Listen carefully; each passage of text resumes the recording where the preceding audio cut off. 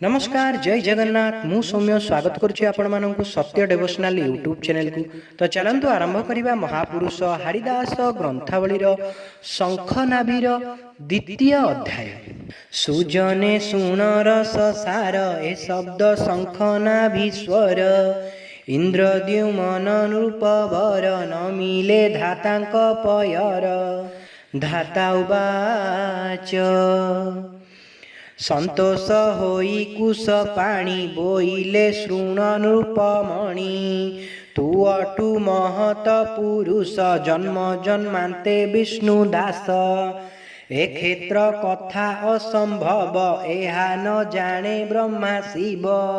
कोटि जुग होइले शेष ए क्षेत्र होई निमिष। एहा निर्माण एबे काहीं ए अछि आगु केबे होई। तोहर भावकु देउल दृश्य होइला नोहे कूल। अशेष ब्रह्मांड मध्यरे पूरी प्रकाश एहिठारे। अति दुर्गम महागूढ़ वेद न जाने एहा दृढ़। ए क्षेत्र परम निवास एथि विजय ऋषिकेश। एठारु सकल भियाण तुह इंद्रद्युमन शुण। एथे विजय नीलांबर तिनि पुरटी एहिठार। एथि अलग पुर काहीं वेद कहुअछि भंडाई। ए वैकुंठे चारि द्वार सत्य त्रेतया जे द्वापर। कली को घेनी चारि कति ए विष्णु सेवारे अछंती। एमंते हेला केते जुग केबे नुहंती बिलोग। तिनि पुररे एका बेळ एका जुग के तिनि खेळ। एमंते अनादिर माया के बागोचर करु एहा। तोरी रंचिले माया धरा कल कीर्ति प्राय गोचर। पुणी माया रंचना कलो दरु ब्रह्म रूपे मिलिले। नील माधव रूप होई एही क्षेत्र रे थिले रही। पूजुणु थिले प्रहलाद तेजीर्ण स्वर्ग इंद्रपद। से अंशे तू ही अवतार इंद्रद्युमन नाम तोर। पूर्वे तू बळी होइथिलु अनेक सुकृतु पाइलु। सत्ये समर्पिथिलु माथ से पाद लागी हेलु स्वार्थ। तोते संतोष चक्रधर इंद्र करिबारे विचार। इंद्रद्युमन नाम तोर दिने तू पाइबु अमर। प्रहलाद जे सेवा कला पूर्वे हिरण्यसूत थिला। से पुणी होइला अंगद द्वापरे कला सर भेद। पुणी पूजिला मनस्तापी ए नील माधव निरोपी। या शुणी इंद्र जे द्युम्न नाद तांकु कले जे प्रणाम। तू वेद अटु आदे ब्रह्म तुम्भ सर्जना त्रिभुवन। एका बेळ के तिनि पुर एका जुग के या बिहार।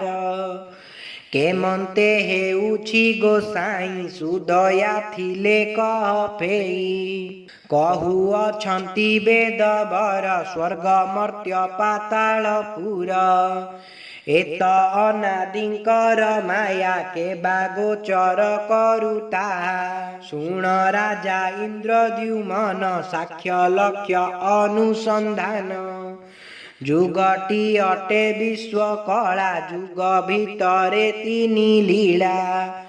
द्वादश कला उदे होई चतुर्थ कला वेद काहीं। जुग जुगान्ते अगोचर तेणु नाम ही विश्वम्बर।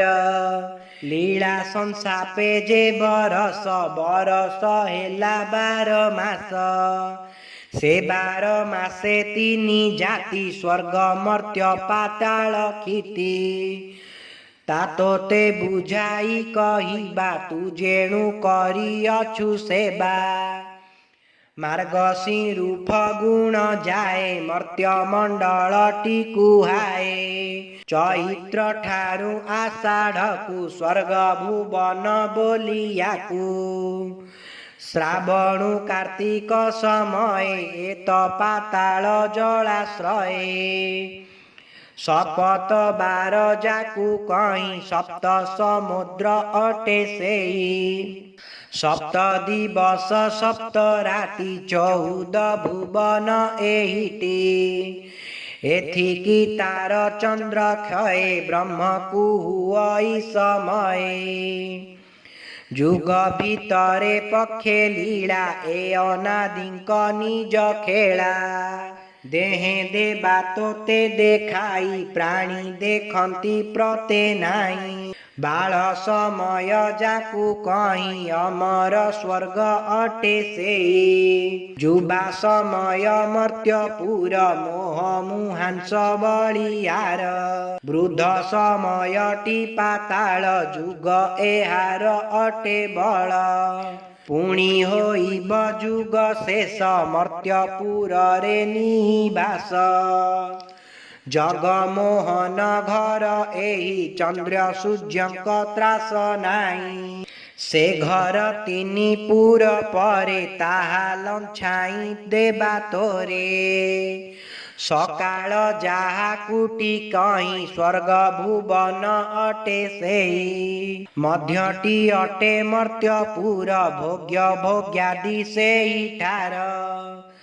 ତଦନ୍ତେ ଅଟଇ ପାତାଳ ଦିବାରାତ୍ରି ଏକ ଯୁଗଳ। ରାତ୍ର ଦିବସ ଜହିଁ ନାହିଁ ତା ତୋତେ ଦେଉଅଛି କହିଁ। ଏଣେ ରଜନୀ ଶେଷ ଗଲା ତେଣେ ଦିବସ ନୋହିଥିଲା। ସେହିଟି ଜଗଦୀଶ ଘର ସେ ଘରୁ ଉତ୍ପତ୍ତି ସଂହାର। 16 ପୁରଟି ଏକ ବାସ ଆଦି ଯୁଗଳେ ହେଲା ମାସ। ସେ ମାସ ଆଦି ମାତା ପୁଣ ଦିବସ ସେହୁ ଅଙ୍ଗୁଜାଣ। ଏତ ବିଭେଦ ବେଦ ସାର ତୋତେ କହିଲୁ ନୃପବର। ଧନ୍ୟ ତୁ ହୋ ଇନ୍ଦ୍ରଦ୍ୟୁମ୍ନ ତୋତେ ପ୍ରାପତ ଦୃଢ଼ ଜ୍ଞାନ।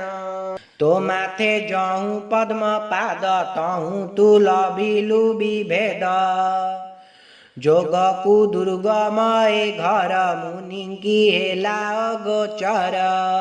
ତୁ ଯେଣୁ ପୂର୍ବେ ପୁଣ୍ୟ କଲୁ 3 ଭୁବନ ସମର୍ପିଲୁ। ତେଣୁ ପ୍ରସନ୍ନ ବିଶ୍ୱକୂଟ ସାକ୍ଷ୍ୟ ଲକ୍ଷ୍ୟରେ କଲୁ ଭେଟ। ବୋଲ ଆନନ୍ଦେ ହରି ହରି ବ୍ରହ୍ମା କହିଲେ ଗୋପ୍ୟ କରି। ସାକ୍ଷ୍ୟ ଲକ୍ଷ୍ୟଟି ଏ ପ୍ରତ୍ୟକ୍ଷ ସୁଜନେ ଅପ୍ରତେ ନରକ। ପ୍ରତେ କରିବ ଯେବେ ମନ ବୈକୁଣ୍ଠେ ଆଗୁଅଛ ଜାଣ। ସେ ବ୍ରହ୍ମ ପାଦେ ଦେଲି ଆସ ତେଣୁ ଲେଖିଲି ଏ ସନ୍ଦେଶ। ବ୍ରହ୍ମା କହିଲେ ତାଙ୍କୁ ଯେତେ ମୁଁ ମଞ୍ଜି ନ ପାରିବି ତେତେ। ସାହେର କାହିଁ କଣ୍ଡିଆର ମୁଁ କଣ୍ଡିଆ ସେଉ ଅପାର। ସେହି ସାହେର ଜଳ ଆସି ସଂସାରେ ଅଛଇ ପ୍ରକାଶୀ। ସେ ସ୍ଥାନେ ଯେତେକ ଗଭୀର ତହିଁରେ ତେତେ ରହେ ନୀର। ମୁଁ ଏହା କେମନ୍ତେ ଜାଣନ୍ତି ପ୍ରସନ୍ନେ କହେ ଦାଶରଥୀ। ମୁଁ ଅତି ଅପ୍ରଜନ ତନ ମୋତେ ଦେଖି ହସନ୍ତି ଜନ। ଓଦର ପୋଷି ନ ପାରିଲି ଜନ୍ମ ହୁଁ ଅଳସୁଆ ହେଲି। କାହିଁକି ଅଭାର୍ଜନ ମୁହିଁ ବସିଲା ଠାରେ ଅନ୍ନ ପାଇ। ଯାହା ଦିଅନ୍ତି ନର ହରି ମୁଁ ତାହା ପାଇଁ ଯତ୍ନ କରି। ତହୁଁ ତେଜିଛି ଦାରା ମୋତେ ହସନ୍ତି ଜନ ଏ ଜଗତେ। ଏଡ଼େ ମୂଢ଼କୁ କି ବା ଗତି ଏତେ ସୁକୃପା ଦାଶରଥୀ। ଏ ଭାଗବତ ସନ୍ଧି ଭଲେ ଦିନେ ୟା ଶିଶୁ ବାଞ୍ଚୁଥିଲେ। ମୁଁ ସେ ଶିଶୁଙ୍କ ପାଦ ଚିନ୍ତି ତେଣୁ ୟା କଲି ଗୀତ ଶ୍ରୁତି। ସୁଜନେ ମୋ ଦୋଷ ନ ଧର ହରି ନ ମିଲା ଶ୍ରୀପୟର। एते श्री शंखनाभि कल्पद्रुम्न विभेद शब्द इंद्रदिमन ब्रह्मा संवादे अनंत शिशुमन चैतन्य भावने नाम द्वितीय अध्याय। जदि आपण मानक आमर ये भिडियोटी भल लागता तेबे आम चैनल को लाइक शेयर सब्सक्राइब करने को अनुरोध। जय जगन्नाथ जय पंचसखा।